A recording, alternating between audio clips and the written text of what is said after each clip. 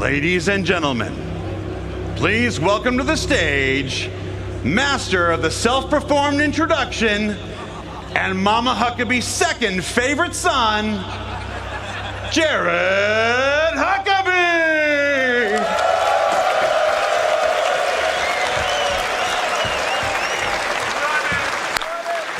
Hello, CitizenCon!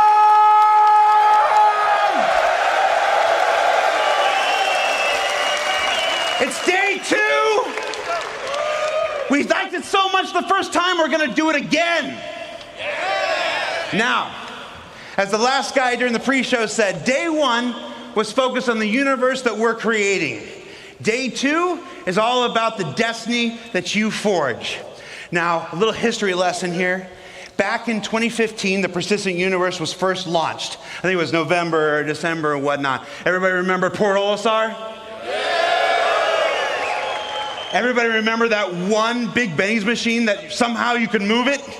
And the Big Benny's challenge of spending hours and hours of just doing this?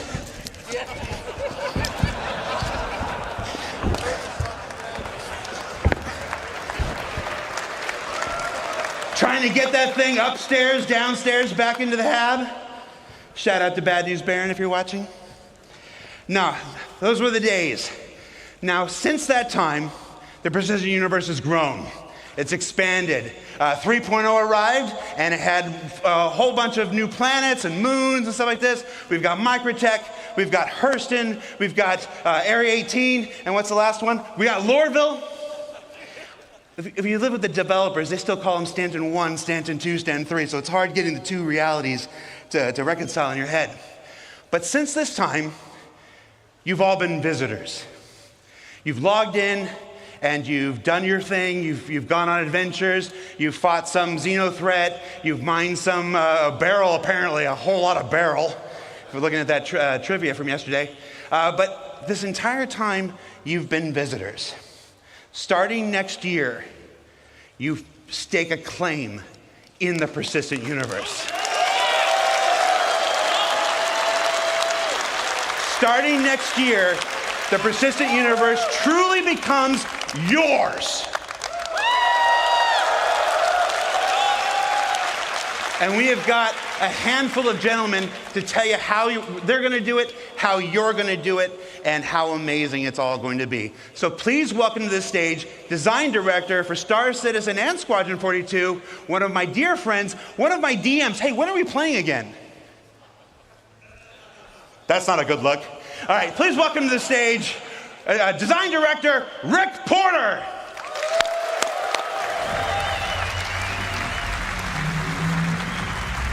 Thank you. Thank you, Jared. And thank you, CitizenCon. It is an honor to be here. Yesterday, we presented the verse that we're creating for you.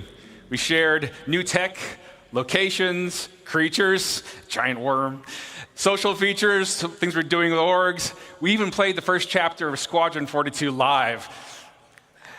How great was that? Yeah? A few minor glitches, but nothing we can't sort out. So today, we got something just as exciting to talk about. But instead of focusing on what we're creating for you, we want to show you the world that you can build. With crafting, we're going to give you the tools to create your own loot, to build your own home. Crafting will fundamentally change not only how you play the game, but why you play the game. So, what is crafting? Why does it matter? Why should you be as excited as I am about this? Well, first off, crafting is a profession. It requires its own set of tools, the knowledge of how to use them. Crafting offers progression. You become a better crafter by learning new blueprints and upgrading them. Crafting builds on the existing gathering professions. When you would go out and you collect your materials for crafting, we are adding new depth and meaning to those activities. Crafting provides customization. There isn't just one way to craft something. Like I said, we have upgrades. How you make and upgrade the things you craft is sometimes just as important as what you're crafting. In addition, you can earn cosmetic upgrades, craft unique items, even subscriber flair. But nowhere is this versatility more obvious than base building. We're going to have nearly limitless options for how you construct your home, how to customize your base to meet your own goals.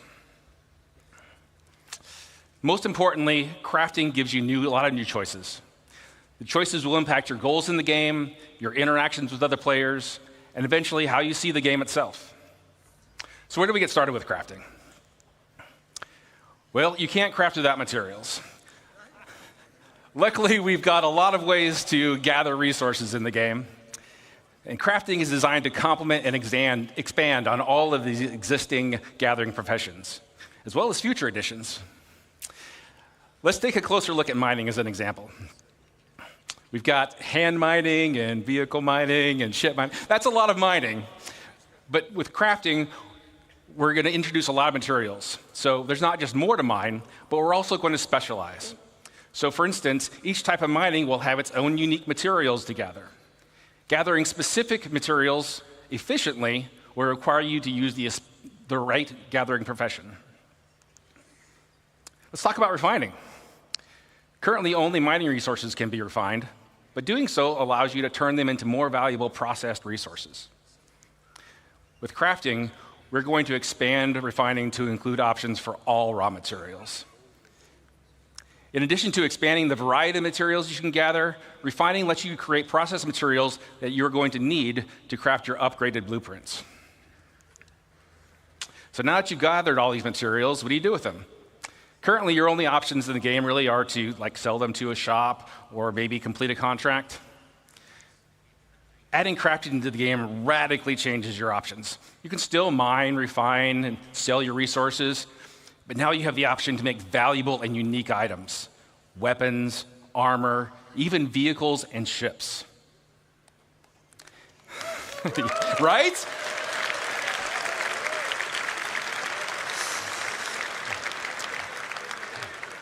And by valuable, I mean that the crafted gear that you create has the potential to be better than anything you can buy in a shop.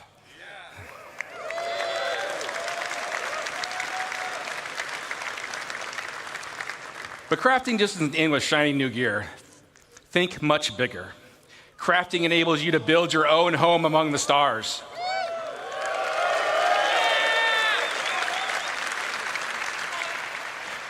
You choose to make a farm, a hunting lodge, an industrial complex, your own trading hub, a military outpost, even a sprawling town with your friends and org mates.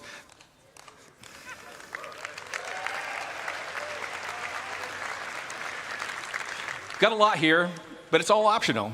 You can choose to focus on gathering resources and sell them to crafters that need them.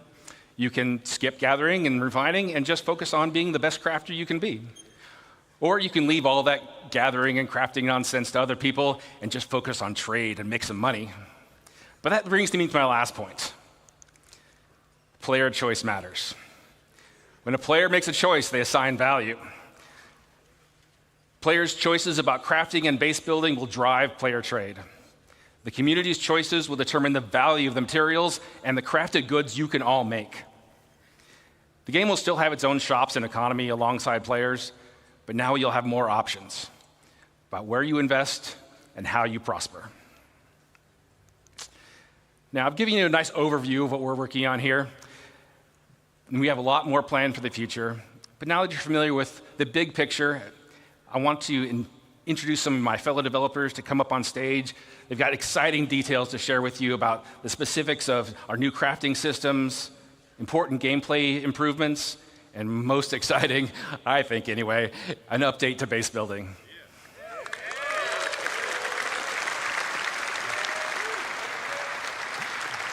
To start things off, please welcome Jacob Taylor to the stage.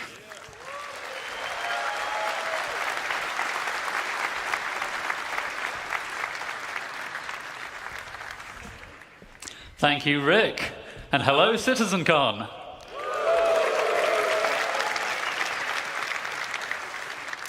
Hi, I'm Jacob, Senior Gameplay Programmer on crafting. Rick has showed us how crafting will link into a lot of existing and new gameplay, but I think it's time we get into some of the details. I'm going to tell you about the new game mechanics we're introducing, starting with blueprints.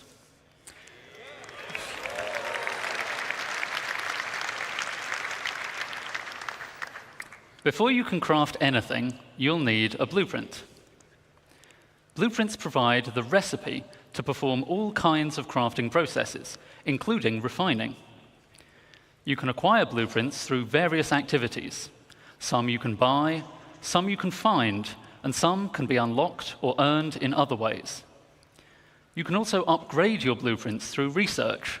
We'll go into more detail about what this means a bit later. So, blueprints are the recipe, and Rick already told us the materials you gather and refine will be the ingredients. But there's a bit more to it than that.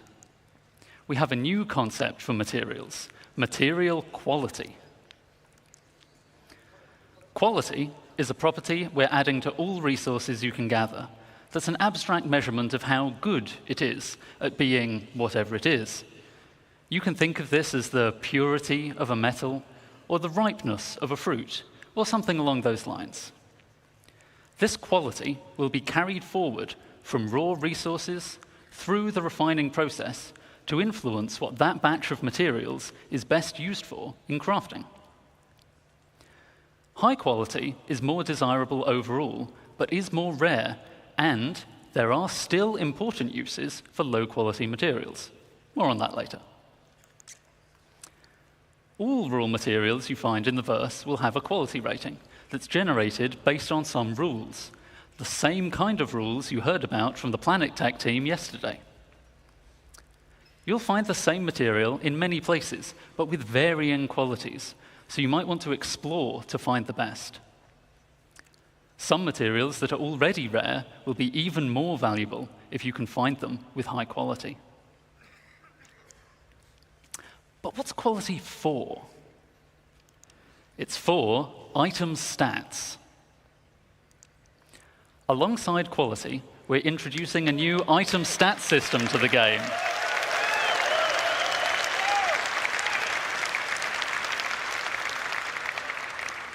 This will allow relevant properties of craftable items to be affected by the quality of materials used to craft them. For resources, just a single quality rating is sufficient to provide variation, but craftable items have such diverse purposes that we need a more detailed system to provide both progression and customization options. We aim to have meaningful item stats for all craftable items, but some examples would be the damage and fire rate of a gun, the wear resistance of a ship component, or even the satiation provided by eating a hot dog.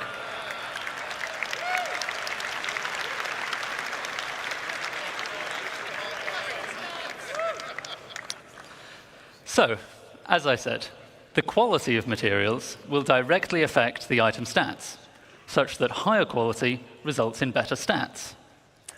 Most items require multiple different materials to make, which may each influence different stats. And in many cases, you'll have a choice of materials to use, which lets you decide which stats to focus on to tailor your items to your playstyle.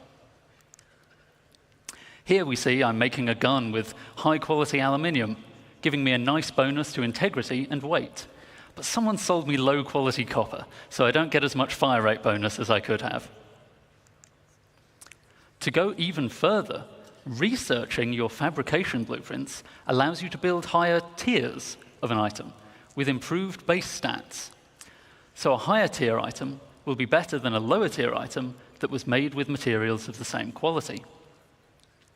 Making high-tier items requires more advanced materials, but is also how you access greater choice as to which stats to improve. This means that your high-tier items can not only be better overall, but also more specialized in the areas that are important to you. Most items will have tiers 1 to 3, with tier 1 being the most basic version of the item, and tier 3 being a highly advanced version made with appropriately impressive materials. But you can also craft vehicles.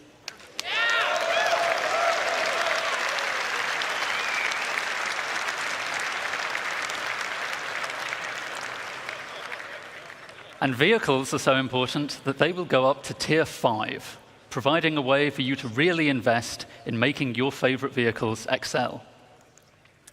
Of course, many of you have already bought your favorite vehicles, so you don't really need to make them from scratch, right?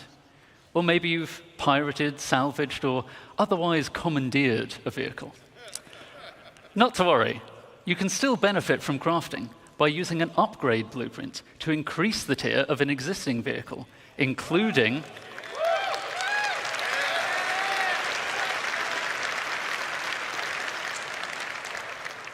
the usual stat improvements and customization. Upgrading a vehicle can save a lot of time over crafting it from scratch, so it's a convenient way for established vehicle owners to bring the benefits of item stats to their fleet. Let's take a look in-game at the difference it makes to have high-tier equipment made from high-quality materials. See how the recoil is reduced on our high-tier gun. The spooling is faster on a high-tier quantum drive.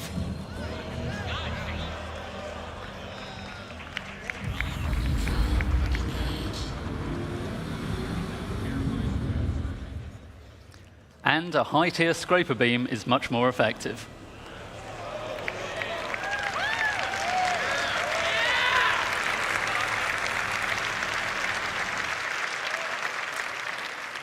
So, that's an overview of crafting's key game mechanics.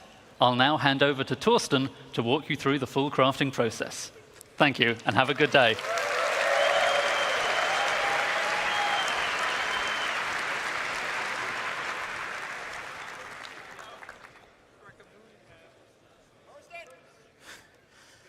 Thank you, Jacob.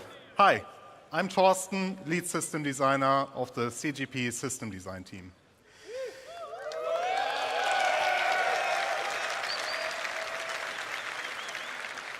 We now saw all elements of crafting looked at individually. Let's bring them in order how you, as the player, will experience the crafting profession. You will start with acquiring the correct blueprints as the first step in the crafting process. As Jacob already mentioned, blueprints can be acquired in multiple ways. Let me give you some examples here. You can purchase commonly available blueprints, earn them from reputation and mission rewards, or even find them in loot crates. All content in our game could reward you with a blueprint. Some blueprints will be challenging to find, so players working together may find them easier to acquire. While you may find a blueprint on a datapad or other portable device, the blueprint itself is not a physical item. You don't collect them in a box or stack them on a bookshelf. Blueprints are digital. Once you claim one, it is permanently added to your personal library. This library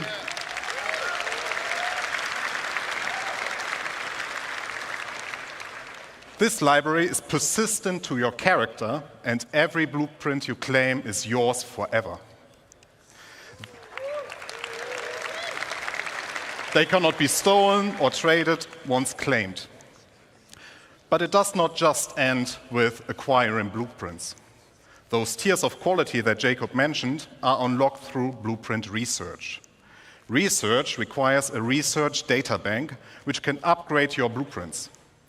Upgrading here means that you unlock a blueprint that allows you to create a better, higher tier version of the same item using more advanced materials.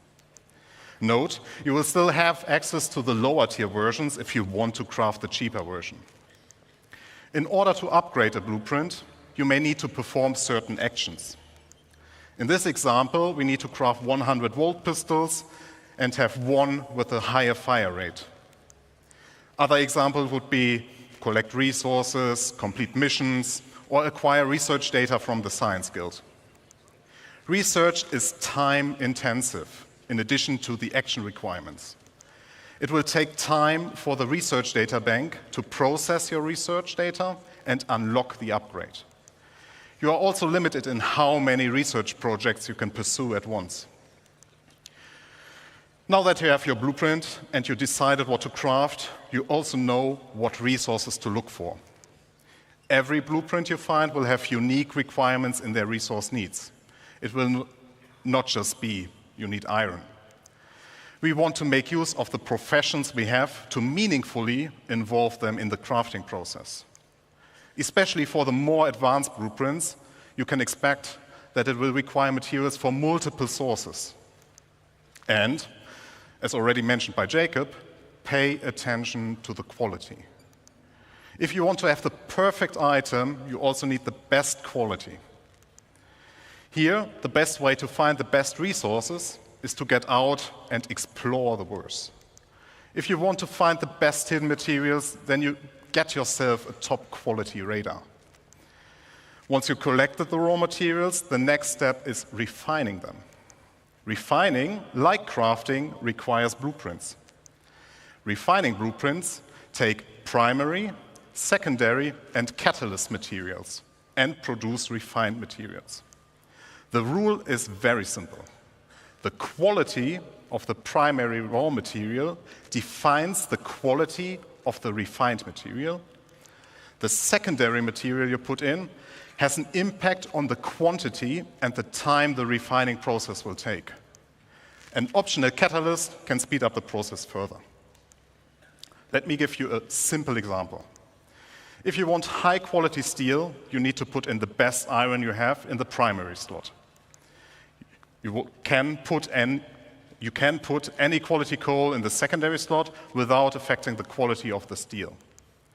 But the quality of the coal will influence how much of it you need to produce steel. As an example, if you put in low-quality coal, you might require 4 SCU of coal versus high-quality coal that only requires 2 SCU. This is one of the important use cases for low-quality materials that Jacob mentioned. You can use refining stations in the world as they will be converted to this new process.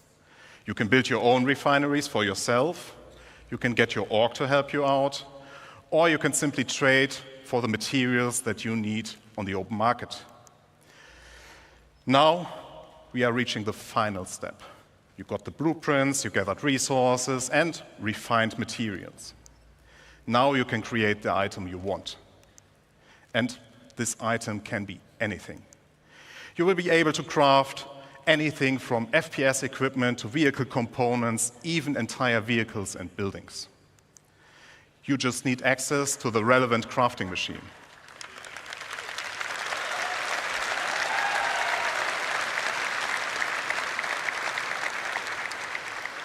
Talking about crafting machines. We will have a variety for you that differ in what process they can support, like a refinery or a dedicated vehicle crafting machine.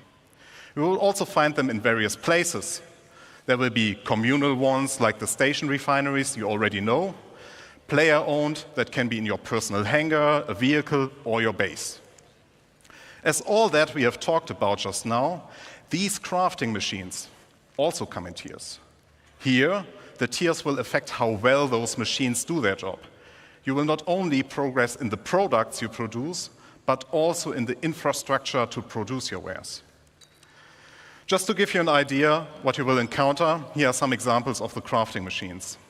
There is the nutrition fabricator, the chemical fabricator, an item fabricator, and even fabricators of a much larger scale we will talk about later.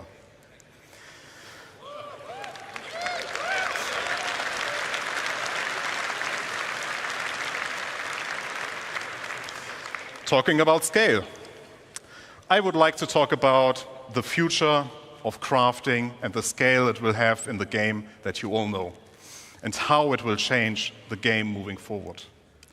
As you all know, we have a lot of items in the game, and they all require their own unique blueprints. That means our aim is to have more than 1,000 blueprints that include the creation and the refining blueprints. And each of those can be researched to unlock tier upgrades up to tier 3 or tier 5. That's a lot of blueprints. And it will surely take a lot of time to unlock everything. So I, personally, recommend that you, as the crafter you are, focus on a specific field first and extend your knowledge from there. Collaborate and coordinate with your friends and fellow players. If you are part of a group, we invite you to share responsibilities with your org mates. Maybe you will be the FPS crafter while your friend is a ship crafter, but they know a ship component crafter specialist. There's a lot of content, and it will continue to grow over time. You are free to be a generalist crafter, a specialist, or something in between. Pick the blueprints you care about and be the best. Have an exotic shield generator that no one else has the blueprint for but you. Help others and earn credits while doing so. It is a real profession in the game that will benefit from your dedication and attention. As you can tell, crafting will have a huge impact on everything in the game. Even if you do not want to get actively involved, at some point you will stumble over a weapon that got crafted by someone else and you will be using it. People will start selling their crafting goods or the refined materials or even the raw materials for the sole purpose of fulfilling the demand created by crafting. Players like you can become well-known specialists that are sought out to get certain things crafted from. With the ever-expanding game we all love, we will continuously expand our crafting to offer you long-term progression that involves the entirety of our game. And you might have guessed it already, but there's one more thing that crafting is the foundation of, and that is base building.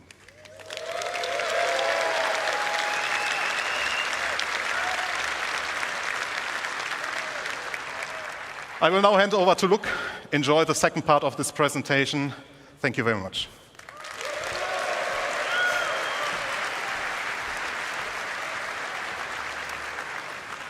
Well,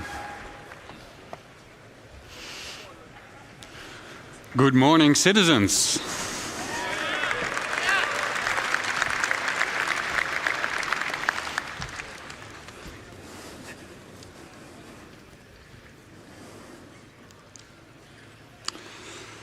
Who is excited to start talking about this next topic?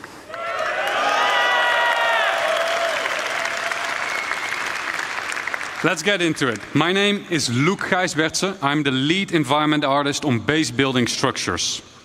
Now that we have an understanding of the fundamentals of crafting, thanks to Jacob and Thorsten, we can explore how crafting is the foundation of base building.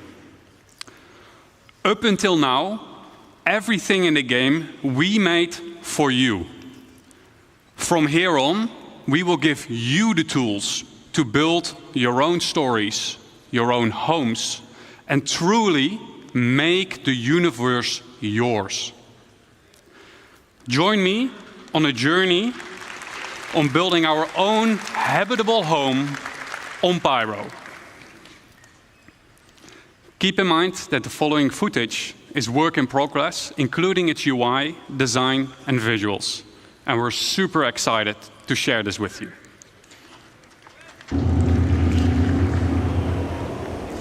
We found a beautiful location by a lake. This is where we'll build ourselves a home. To do so, we need some resources and the construction graph card. The construction graph card allows us to survey the land, claim the land in a lawful system, and it allows us to build structures. As we've already found the location and don't need to claim land in lawless Pyro, we can straight dive into building our base. Keep in mind, the following UI is work in progress.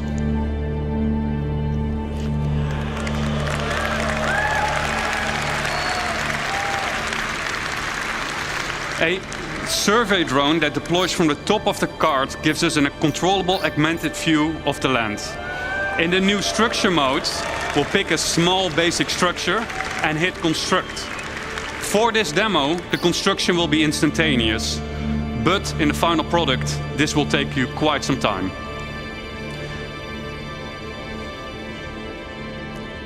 We've done it. We've built our first structure.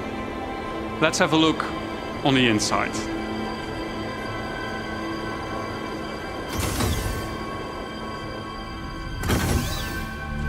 As we walk into the small basic structure, we see an empty interior that is dimly lit. It's up to us to define what we will use this space for. In our case, we will want to make it into a home. We can see that the lights are still off, and that is a problem, because no lights means no atmosphere, no breathable atmosphere. So it's not ideal to live in. So how do we solve this issue? We can improve this by providing the building with power. Let's see if we can build something that helps us out. But before we dive into more building, let's take a quick moment to enjoy the freedom that the survey drone provides us with and admire the aesthetics of our first structure. And I wonder what Declan was up doing there. Keep in mind that base building is still work in progress, but what you're seeing right now has been recorded directly in the client and works seamlessly between first person and the building mode. Okay, enough. Back to base building. In the list of new structures, we see a small fuel generator. That is something that could solve our problem, I think. Power providing structures need to be hooked up to other buildings inside construction ER mode, but we'll explain this later. The fuel generator is one of several structures that provides power, each with their own benefit and drawbacks. Fuel power is quick and easy to build, but it requires a constant supply of fuel besides its regular maintenance. If a structure is not maintained, it will halt its activity. Players will need to maintain fuses to keep the building operational. The better crafted fuse, the longer it lasts. This is where the fuse goes on this building. Next up, we have a terminal that gives us access to the status of our building. And, more importantly, we get to activate it here.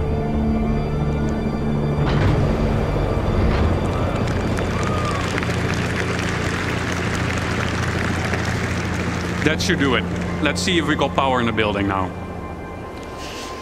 As you notice, some of the crates in the background have disappeared, as their content has been consumed during the construction process of the buildings. And it looks like Declan is now hooking up the power to the building. I wonder what he was up to earlier, though.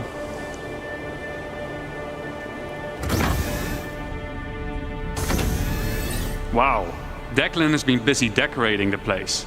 As we can see, the lights are now properly working. We got atmosphere, and we can start to use the item fabricator now that there is power. Always handy in case we need a fuse. Let's have a quick look at what we've done so far. We've decorated the place. We made it our own little home. We hooked it up with power. I would say we have a place that we can live in. It might not be much, but I think it's just enough to call it a home. Thank you.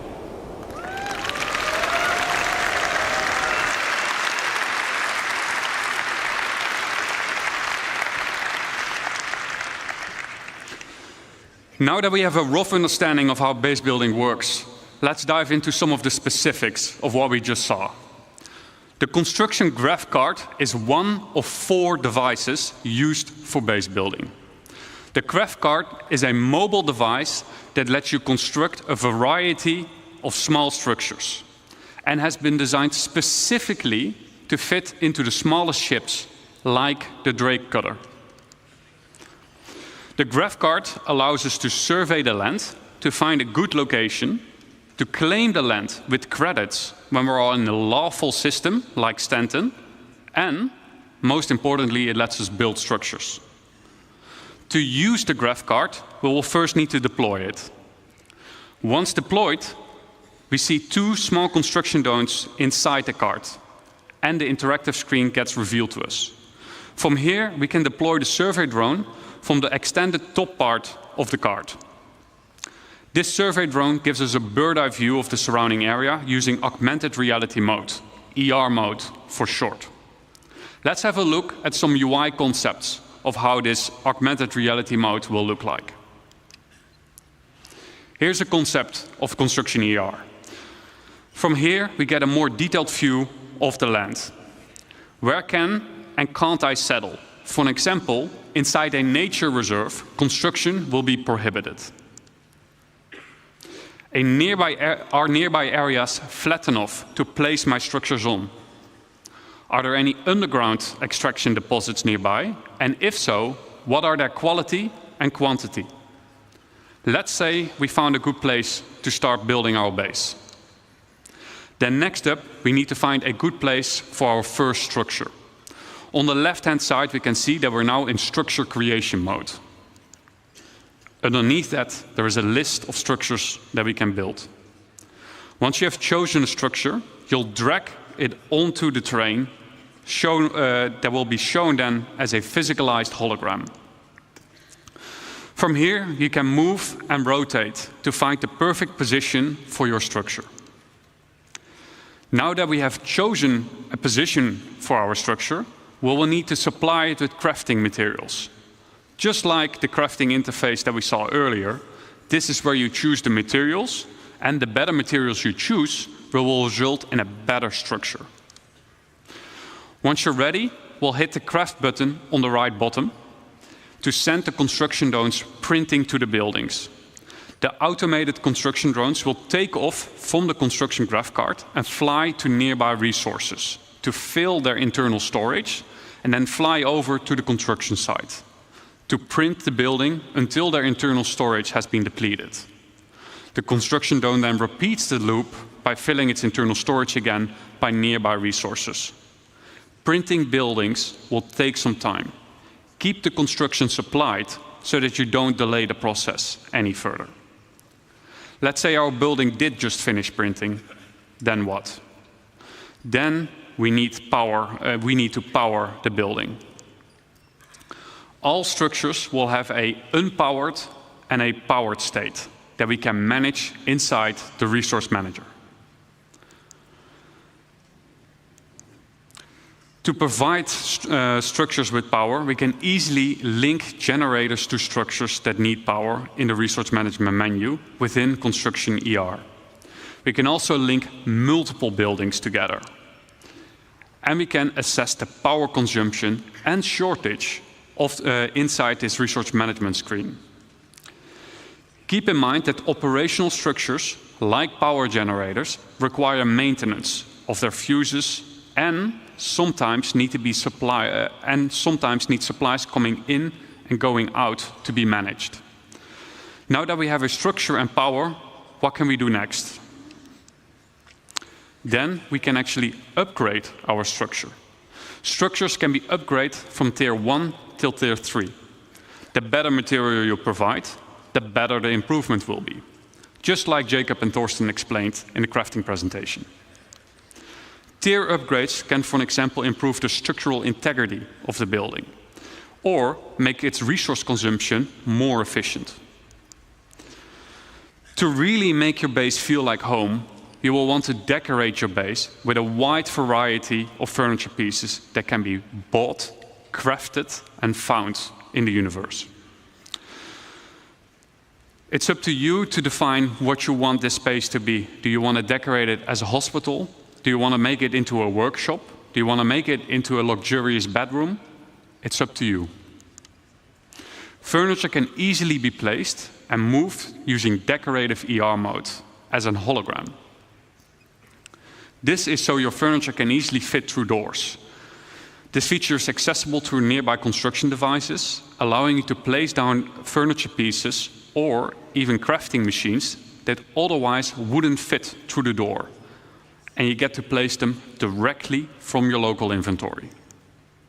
The less trusted among you, or anyone settling in Pyro for that matter, may want to mag-lock their furniture into place so that only you and your friends get to rearrange your decorations. And best of all, decorative ER is not exclusive to base building and can also be used for personal hangers and ships.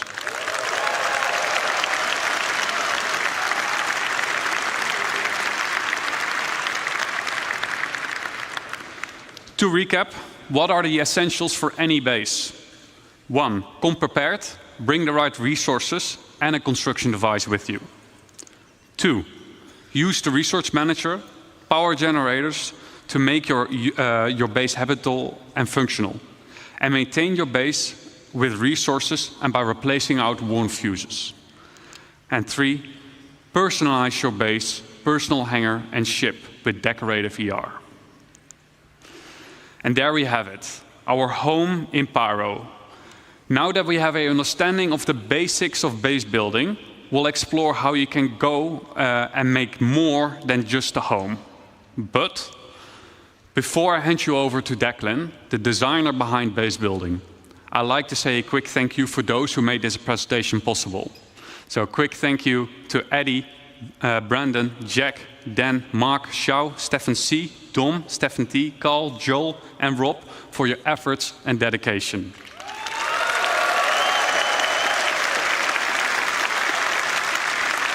Now give me a warm welcome for Declan.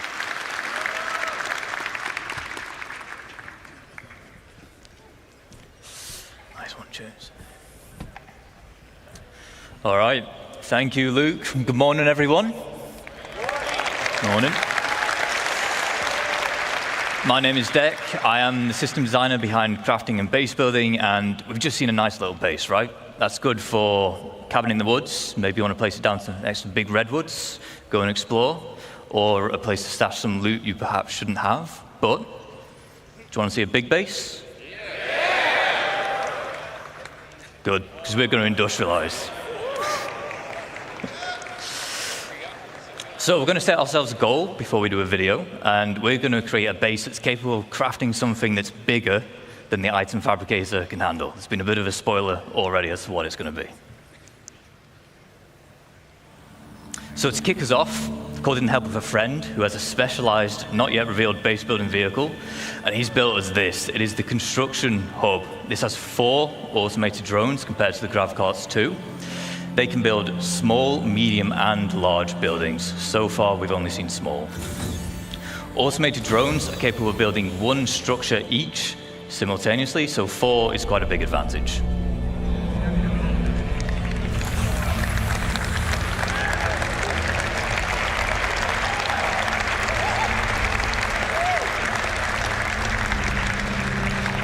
We'll pop into our construction AR and we'll get down a generator, we'll connect some buildings together just so we have a place to call home before we begin.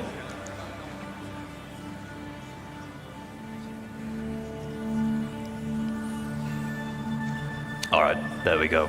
So we've settled on one of the brand new underground resource deposits and we're about to exploit it using this. It is our extractors.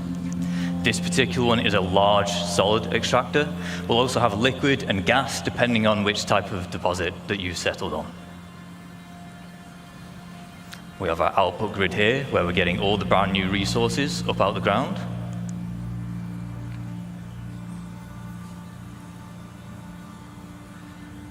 And it is important to note that once these things are set up, it's not a case of just free resources forever. On key structures like this, there are fuses which will occasionally need replaced, as well as environmental wear which can be fixed using crafting materials.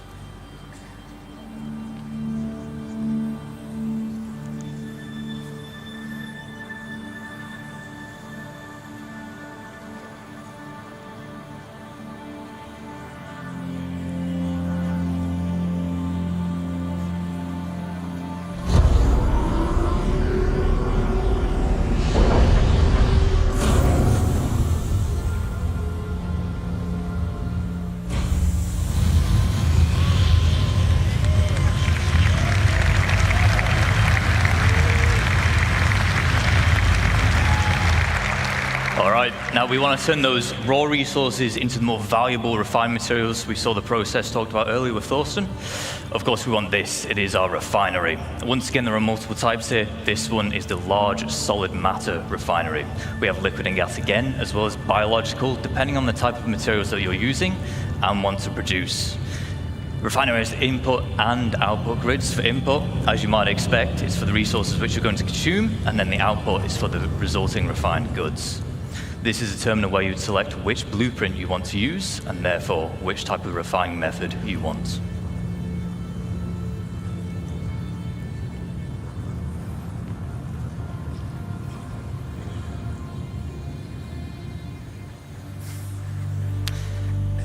A lot of crates here with our extractor and our refinery, so we're going to put down our elevator storage.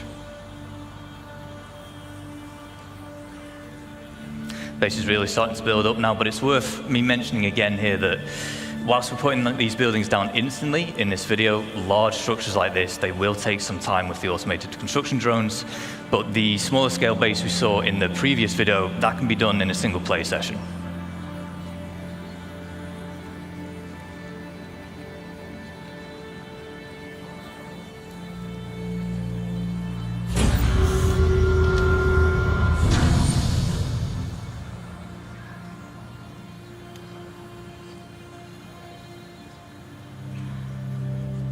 We'll just keep on putting down more extractors because we want as much as that valuable resource out the ground as quick as possible. And with base building, we're introducing the concept of a freight elevator network. What this will allow you to do is it will allow you to link multiple freight elevators together, and in turn, they will share the same storage. So as we're doing here, we'll deposit an item on freight elevator A, and then we're retrieving it on freight elevator B. There is a distance limit, but you can daisy chain the elevators together to extend that. And it has to all be contained within the same base.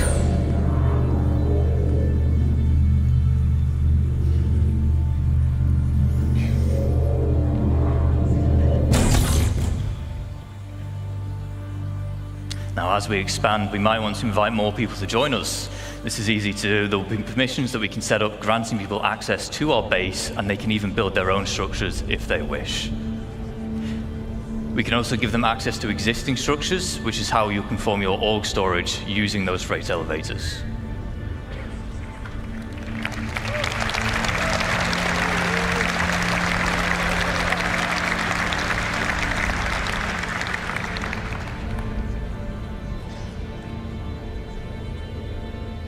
Now, we always want a safe place to store our ships, so the trusty hangar will do.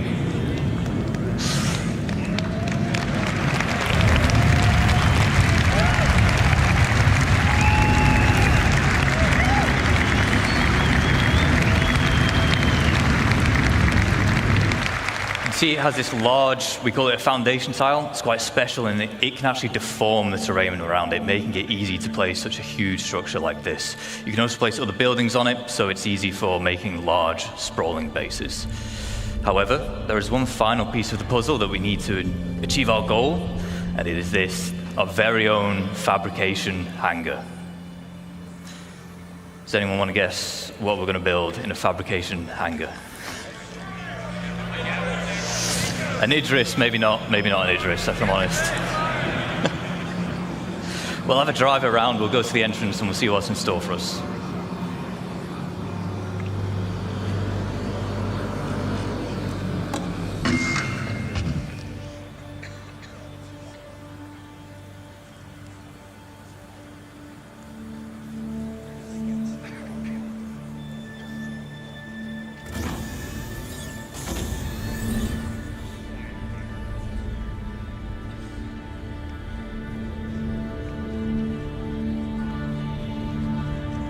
Looks like whatever it is, it's just about finished crafting.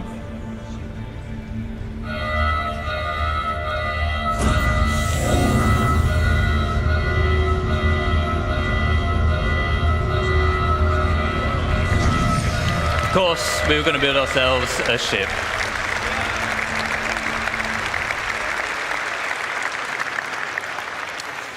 So, quick recaps of the gains from industrializing. We've tapped into the brand new resources and we've made use of them by turning them into the more valuable refined materials.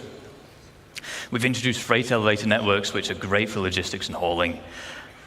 And then we've created our fabrication hangar, which allows us to craft big valuable items such as ships. Now, ships are valuable because you can fly them, you can play content with them, but because they are a crafted item, they can also be sold to other players.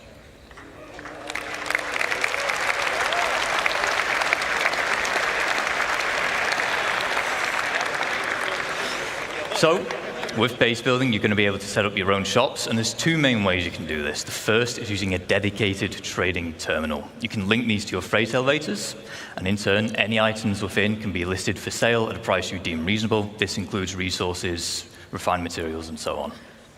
Using the terminal, visiting players can browse what's on offer, purchase, and then collect from that same freight elevator. The second method is to set up a physical shop in the world. By using the decorator AR we saw earlier with Luke, you can maglock items and then list them for sale. Once again, browsing players, they can see the price of the maglocked item, purchase it, which then removes the maglock.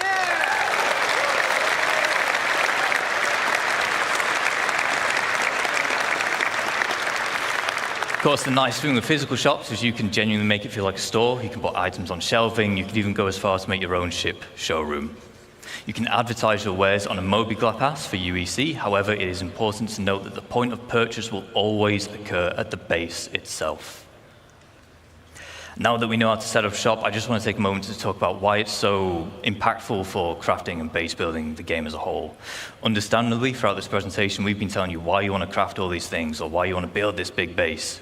But maybe you don't have the time to build a big base and maintain it. Maybe you want to spend your time doing the missions, you want to do your beacons, that's how you want to make your credits instead. Shops mean that you can benefit from the players who do want to spend the time making those bases or crafting those specialist items, and then you can purchase them from them, which is very important because crafted items using high-quality materials will be the most powerful in the game. On the flip side, if you do specialize, maybe you end up cornering the markets for a particular item or resource, and your shop will then turn into a hotspot of activity, making you loads of credits. Some of you will become infamous because of it. But bear in mind, a successful shop also depends on location. Do you want your customers on edge in Pyro, which tends to have the higher quality materials? Or do you want to spend time hauling them all the way over to safer systems where your customers can be more at peace? We've talked about selling items. Let's sell the look of your base. We have foundation tiles, which can help you divide up the foundation decals, which help you divide up the foundation tile. You can place them freely wherever you want, and they just help you mark up areas like, I want to use this place for cargo, I want this for housing, vehicles, and so on. You'll be able to earn paints in-game and apply them to buildings.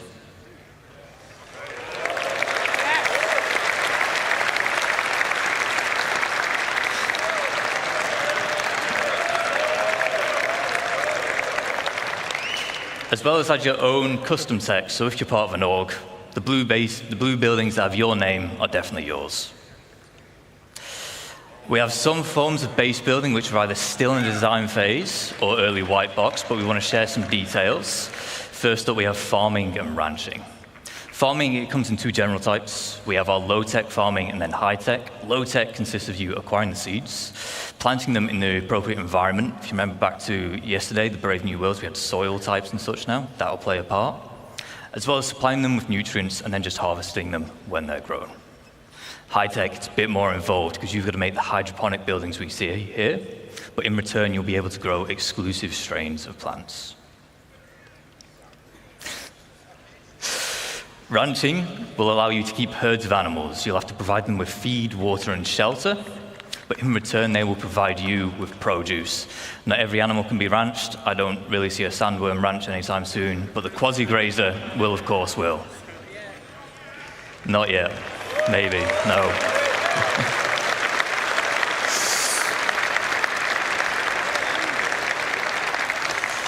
We have a few more additional archetypes. We have landing pads, garages, roads, fencing, as well as new variants of structures which we've seen today. For instance, the power generator, there'll be solar power, fusion, geothermal, as well as the XL structure class. If you remember, everything we've seen today, the biggest we've seen today, rather, is large.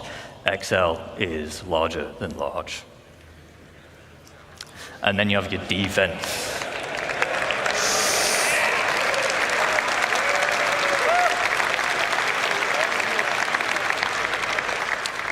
So, in lawful areas, you have varying levels of security provided for you. With max security, you are protected by planetary shield tech. However, in lawless, Pyro and the likes, you'll have to provide your own defenses.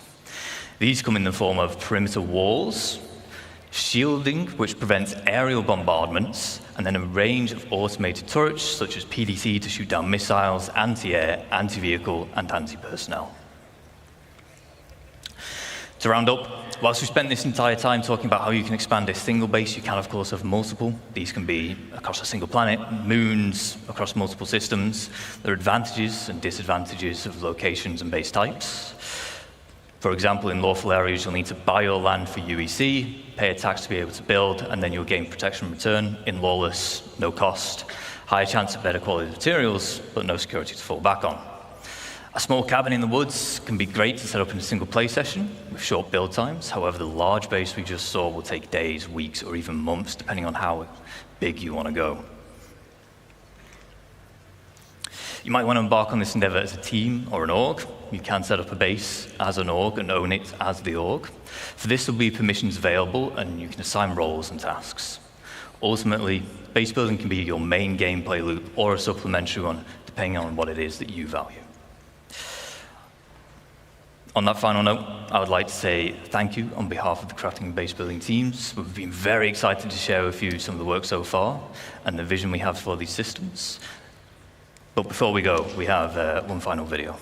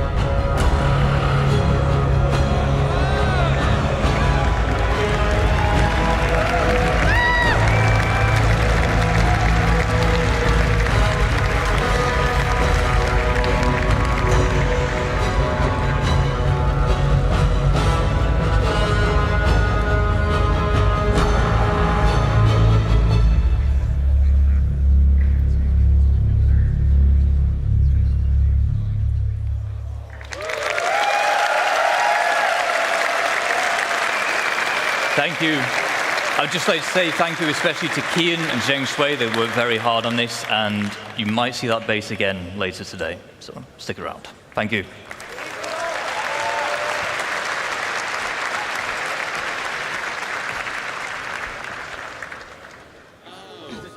Hello, CitizenCon. I'm Kirsten, your core tech producer, and I'm here off the back of that amazing presentation with Thorsten. How are you feeling, Thorsten? Much better now. That was an incredible view to what players can expect next from crafting and base building. Do you want to tell us a bit more about the crafting system and what players can expect to come next? So I think we talked a lot about that already in the presentation, but it's a really dramatic change, or an exciting change, I would say, to the game, because we give the resources a meaning apart from just a monetary value. Now, even with the quality system that we now implement, there will be also a meaning to scout for like the perfect material. And of course, you need a bigger variety of the materials to be able to craft the items you need. And especially now with the tiered system that we will introduce, we also give a meaning for you as the crafter or the player you are, to invest the time to be the best or the specialist. Because something that is very important to us is that we treat it as a real profession, and we have it as in parallel to all the other professions that we already have. So it's not just about making the universe more dense, it's also about making it more interactive and making everything in it more valuable. And more meaningful, yeah. So something that is also important for us is that everything that we do for this new feature is that we meaningfully integrate it into the game, so it all makes sense, right? So also with like the recent changes we did to the itemization in 324.2, we also, like, this is the starting point of all the changes we will be doing for all items, and that the reason why we did those changes were just because of crafting. So what impact will the crafting system have on orgs? Well, as also mentioned in the presentation, like we want to see orgs building an empire of crafting or of manufacturing items and being like the get-to point for players to like go to their base and buy in their particular shops the items that they heard that they have the best, for example, FPS weapon for. And I'm guessing that'll tie in quite well to the biomes we saw yesterday as part of the core engine presentation, right? Yeah, the biomes will also heavily affect what we do for crafting because it also will give us a good opportunity to spread around resources in more interesting places, like the giant forests you saw, right? For example, if you have a prospector as a miner, it might not be efficient, or you might not even be able at all to go down into the trees to mine anything that is below it. So you need to grab your ROC or your FPS mining gear to actually grab the resources that you can only find in those particular areas. So yeah, we will benefit a lot from this. Super excited. Well, on that note, how has this CitizenCon compared to previous years? You were at LA last year. How is it to be back here in Manchester? It looks a bit smaller, but I got told it's actually bigger. So yeah, so I really like the location, like the theme it has. I like the community area with the cargo crates. So I think it's really nice. Yeah. Is there any specific highlights so far for your CitizenCon today and yesterday? So it's a very subjective take on it, but I really liked our presentation about the orgs and the social stuff because I'm part of an org myself. So I really looking forward to better tools to organize our trainings, our works, our events. Do you want to give a little shout out to your org whilst you're here on camera? Yeah, so shout outs to Aras,